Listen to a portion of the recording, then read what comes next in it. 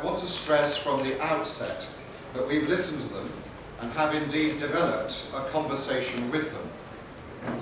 We are delighted that the London protests have been peaceful, and indeed there's been a good atmosphere generally between the cathedral staff and those dwelling in tents around St. Paul's.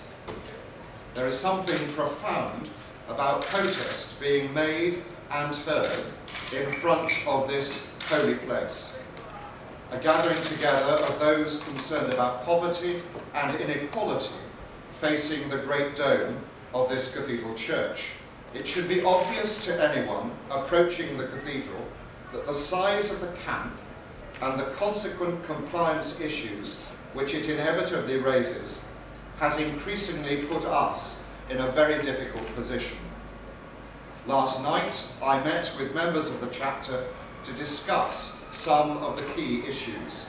As a result of that meeting and reports received today from our independent health, safety and fire officers, I have written an open letter to the protesters this afternoon advising them that we have no lawful alternative but to close St. Paul's Cathedral until further notice.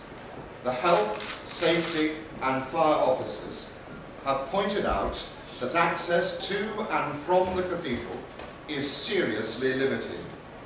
With so many stoves and fires and lots of different types of fuel around, there is a very clear fire hazard. Then there is the public health aspect, which indeed speaks for itself. The dangers relate not just to cathedral staff and to visitors, but are a potential hazard to those encamped themselves.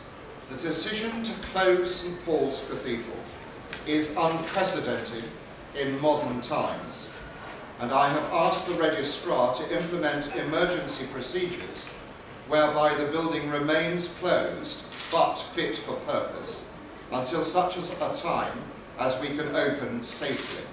We have done this with a very heavy heart, but it is simply not possible to fulfill our day-to-day obligations to worshippers, visitors and pilgrims in the current circumstances.